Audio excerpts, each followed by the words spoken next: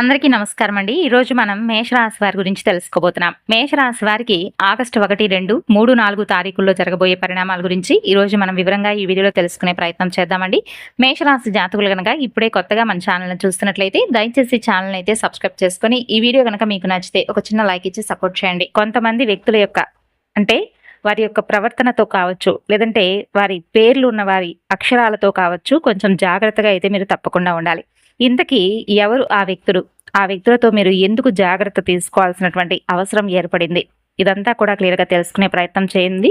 వీడియోని ఎక్కడా కూడా స్కిప్ చేయకుండా చివరి వరకు చూస్తే మీకు పూర్తిగా అర్థమవుతుంది. కాలం మిమ్మల్ని ఈ రోజున ఈ వీడియో ముందుకు తీసుకొచ్చిందంటే నిజంగా మీరు తెలుసుకోవాల్సింది ఏదో ఉందనే అర్థం. మీ జీవితంలో ఒక పెను తుఫాను సృష్టించి మీ కన్నీళ్లకు కారణమైనటువంటి వాళ్ళ కర్మ ఫలితం మొదలైందని చెప్పడానికి ఈరోజు ఈ వీడియో మీ ముందుకొచ్చింది. అంటే మీరు ఎవరినైతే గుడ్డిగా నమ్ముతున్నారో, ఎవరి కోసమైతే మీ సమయాన్ని, ధనాన్ని, ప్రాణాన్ని సైతం పణంగా పెట్టారో, సరిగ్గా వాళ్లే మిమ్మల్ని నడి రోడ్డు మీద నిలబెట్టి ఏడిపిస్తున్నారు. ఆ మోసం చేసిన వాళ్లే ఇప్పుడు మీకోసం, మీ క్షమాపణ కోసం పిచ్చి వాళ్ళలాగా ఎదురు చూసేటటువంటి సమయం ఆసనమైందనే చెప్పుకోవచ్చు. అలాగే ఈ రోజున మీ ఇష్టదైవాన్ని ఒక్కసారి మనసులో తలుచుకొని ఈ మాటలను వినండి. ఈరోజు నేను చెప్పబోయేటటువంటి విషయాలు తప్పకుండా మీ మనసును తాకుతాయి. ముఖ్యంగా 3 అక్షరాలతో పేర్లు మొదలయ్యే వారిలో మీరు ఎందుకు వారితో అప్రమత్తంగా ఉండాలనేది మీరు వివరంగా తెలుసుకోగలుగుతారు. ఈ నిజాలు జీర్ణించుకోవడం అనేది కొంచెం మీకు కష్టంగా అనిపించవచ్చు, గుండె బరువెక్కవచ్చు. కానీ మీ భవిష్యత్తు కోసం, మీ ప్రశాంతత కోసం ఈ నిజాలను మీరు తెలుసుకునే తీరాలి. మీ జీవితాన్ని ఒక ఆట బొమ్మలా వాడుకున్న వాళ్లకు కాలం ఎలాంటి గుణపాఠం చెప్పబోతుందో, వాళ్ళ పరిస్థితి ఇప్పుడు ఏ విధంగా తలకిందులు కాబోతుందో తెలుసుకుంటే నిజంగా మీరు ఆశ్చర్యపోతారు. మీ సమస్యలు తీరిపోవాలని, మీ కష్టాలు తొలగిపోయి మీకు ఆ భగవంతుడి యొక్క ఆశీస్సులు ఎప్పుడూ కూడా ఉండాలని మనస్ఫూర్తిగా నేను కూడా వేడుకుంటున్నాను.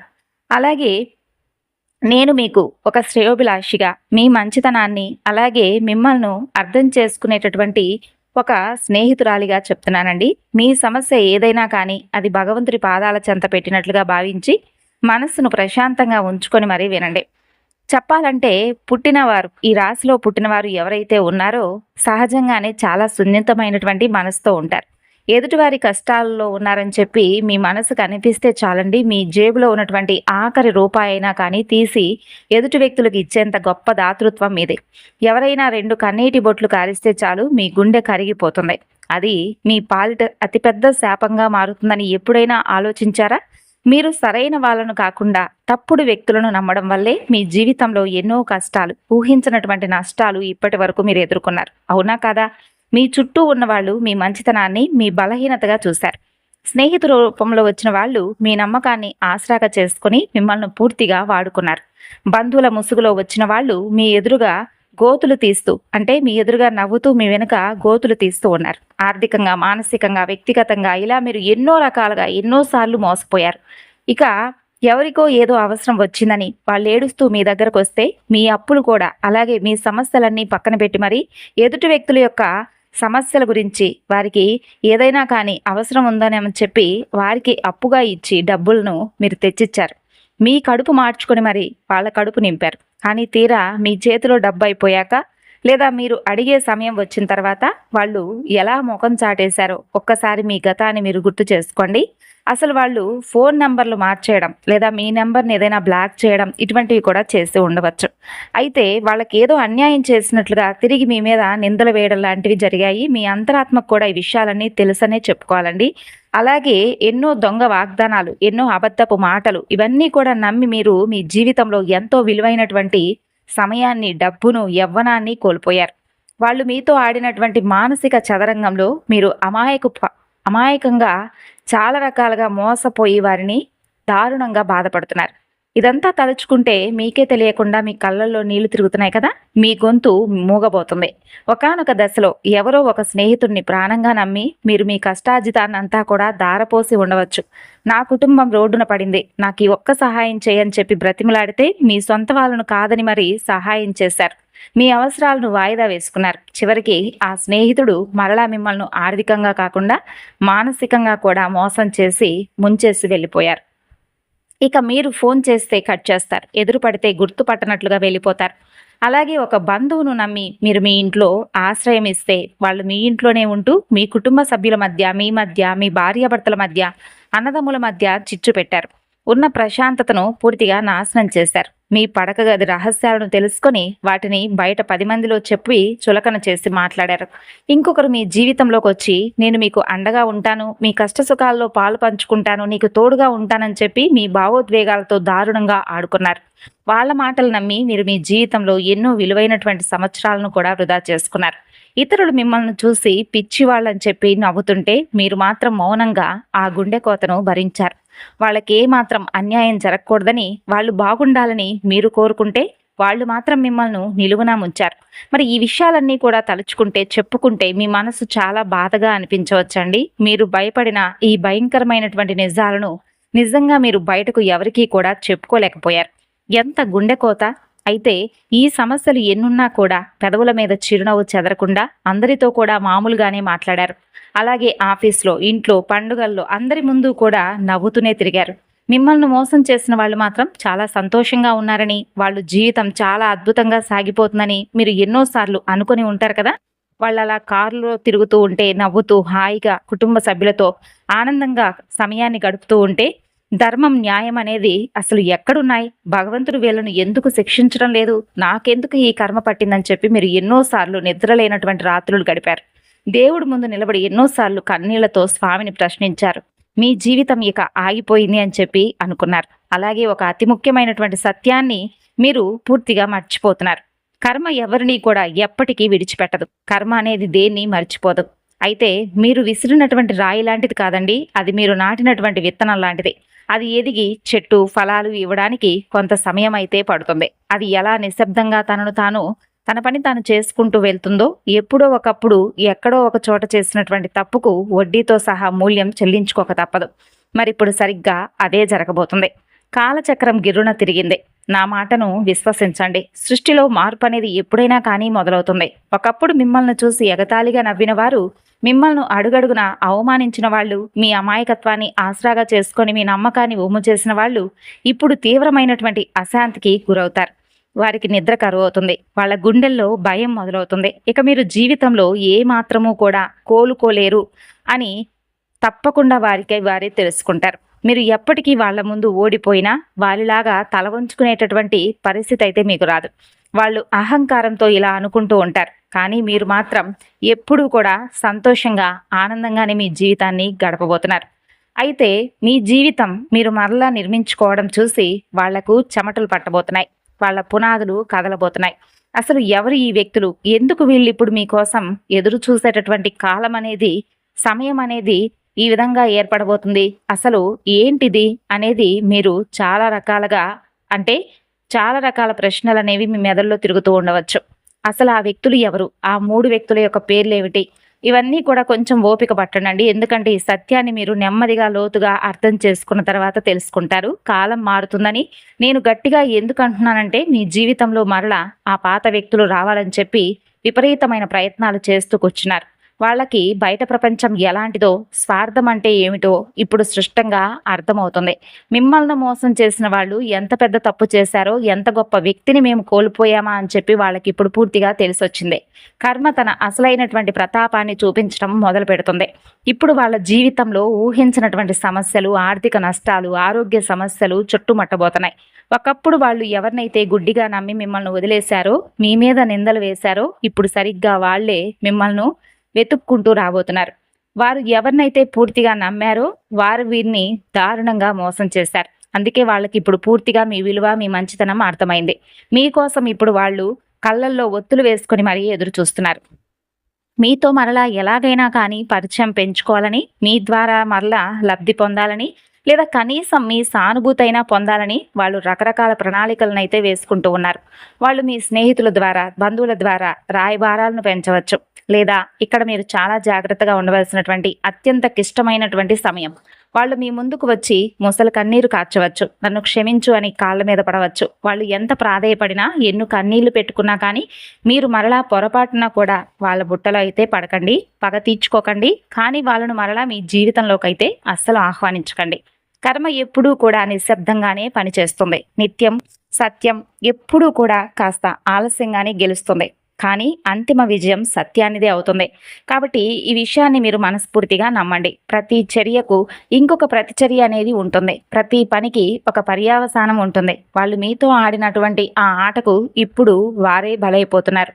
ముఖ్యంగా నేను చెప్పబోయేటటువంటి ఆ 3 పేర్లు ఉన్న వాళ్ళతో మీరు తప్పకుండా అడుగు తీసి అడుగు వేసేటప్పుడు 1000 సార్లు కాకుండా 1,00,000 సార్లు లేదా కొన్ని కోట్ల సార్లైనా ఆలోచించక తప్పదు.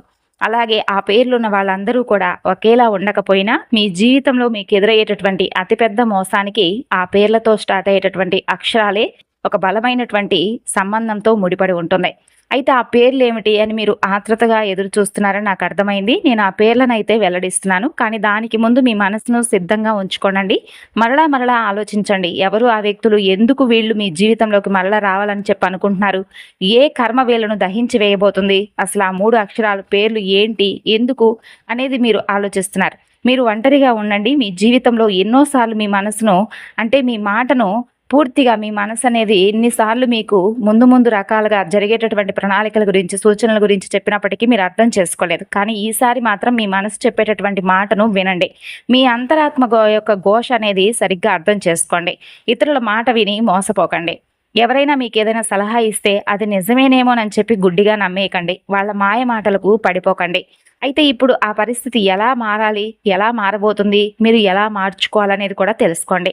మీరు ఎవరిని నమ్మాలో, ఎవరిని దరిదాపుల్లో కూడా రానివ్వకుండా ఉండాలనేది స్పష్టంగా తెలుసుకోండి. సత్యం ఎప్పుడూ కూడా కాస్త చేదుగానే ఉంటుంది. అయితే అది మీ ప్రాణాలనైతే తప్పకుండా కాపాడుతుంది. కర్మ అనేది తన పని తాను చేసుకుంటూ పోతున్నప్పుడు మనం మధ్యలో దూరి వాళ్ళను కాపాడడానికి ప్రయత్నించకూడదు. అలా చేస్తే కర్మ మనకు కూడా అంటుకుంటుంది. వాళ్ళు చేసినటువంటి కర్మను వాళ్లే కదా అనుభవించాలి. సత్యం అనేది ఎప్పటికీ దాగదు. కాబట్టి మీరు చేసిన ప్రతి మంచి పనికి భగవంతుడు మీకు బహుమతి ఇవ్వబోతున్నాడు. మరి వాళ్ళు చేసినటువంటి ప్రతి చెడ్డ పనికి కాలం ఇప్పుడే ఈ జన్మలోనే ఫలితం అనేది అనుభవించి తీరేలాగా వారికి గుణపాఠం చెప్పబోతుంది. ఇక ఇంకా మీలో చాలామంది ఇప్పటికే ఒక ఆశతో బ్రతుకుతూ ఉన్నారు. అంటే ఏదో ఒక రోజు వాళ్ళు మారిపోతారేమో, వారి తప్పు తెలుసుకొని వస్తారేమో, పాత రోజులు తిరిగి మరలా వస్తాయేమోనని చెప్పి అనుకుంటున్నారు. అవును, వాళ్ళు వస్తున్నారు. కానీ వాళ్ళు మారరు. వాళ్ళు మనస్తత్వం మారదు. వాళ్ళ అవసరం కోసం మాత్రమే మరలా మీ దగ్గరకు రాబోతున్నారు.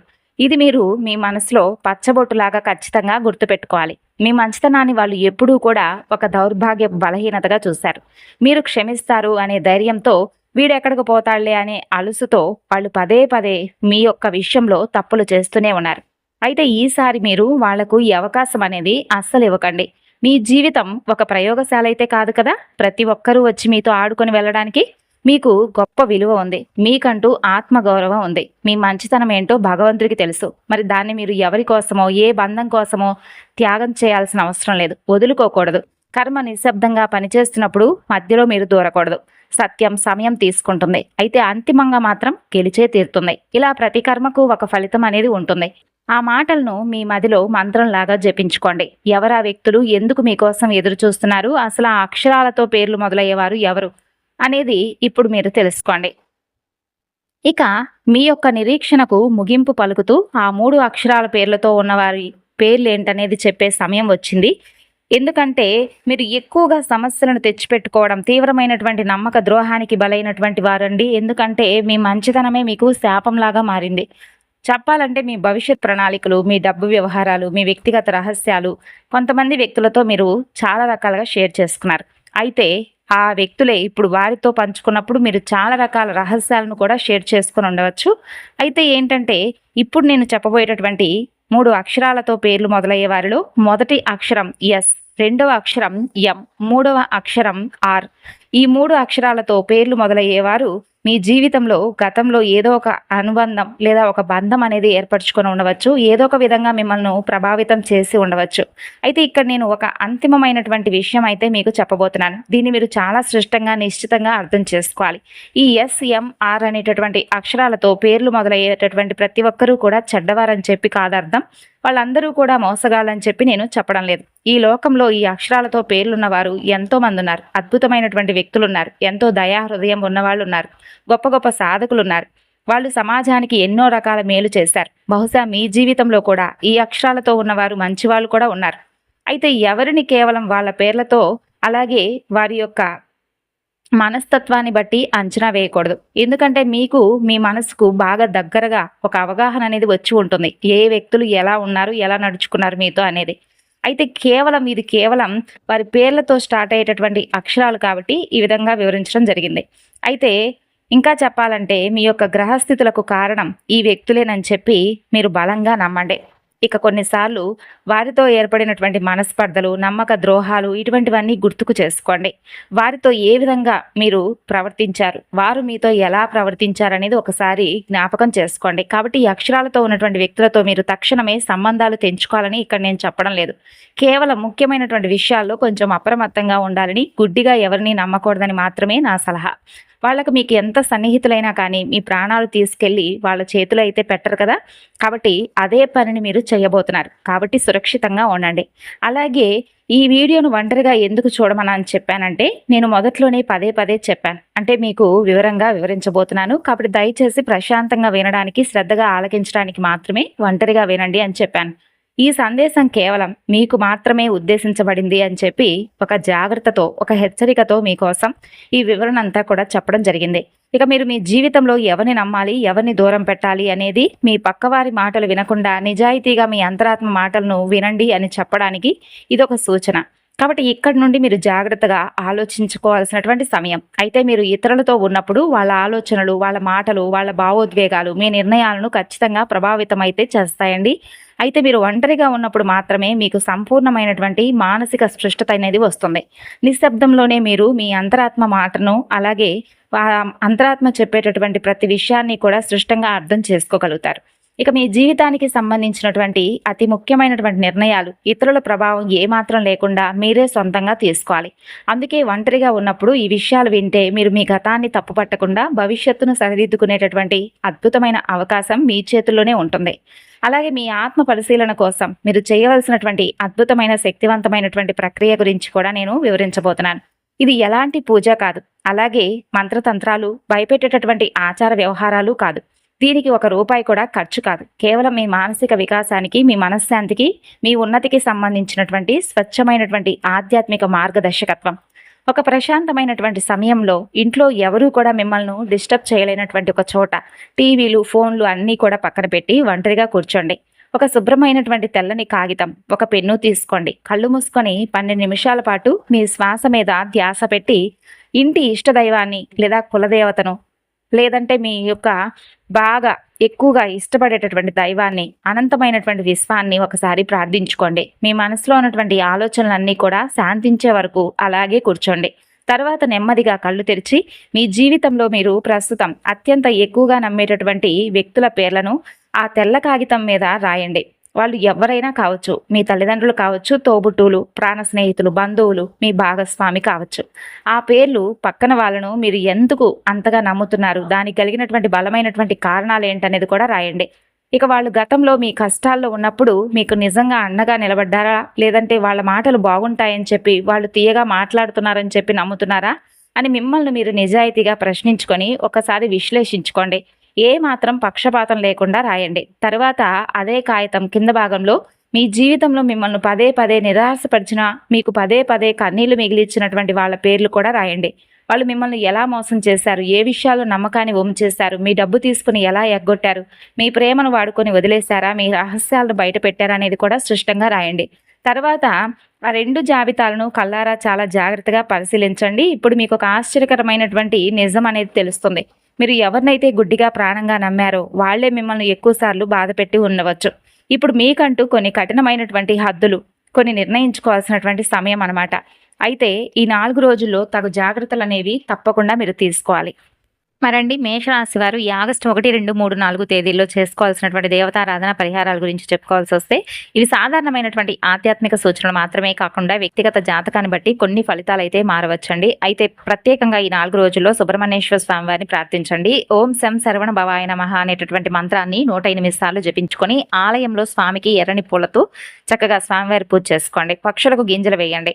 అలాగే హనుమంతుల వారి దర్శనం లేదా ఇంట్లో హనుమాన్ చాలీసా చదువుకోండి. బెల్లం లేదా వడమాలను స్వామివారికి సమర్పిస్తే శుభం. కోపాన్ని తగ్గించుకొని పెద్దల ఆశీర్వచనాలు తీసుకోండి. శివారాధన చేసుకోండి. మహాలక్ష్మీదేవిని చక్కగా పూజించండి.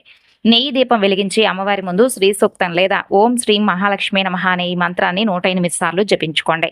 ఇంటి పెద్దలకు నమస్కరించి వారి ఆశీర్వాదాలు తప్పకుండా తీసుకోండి. ఉదయం సూర్యుడికి అర్ఘ్యం ఇవ్వడం, అసత్యం, కోపం, అనవసర వాదనలకు పూర్తిగా దూరంగా ఉండండి. ఈ 4 రోజులు మీరు చేసుకోవాల్సినటువంటి విధి విధానాలు ఇవేనండి. మరి తెలుసుకున్నారు కదా, తిరిగి మరలా మరొక వీడియోలో కలుసుకుందాం.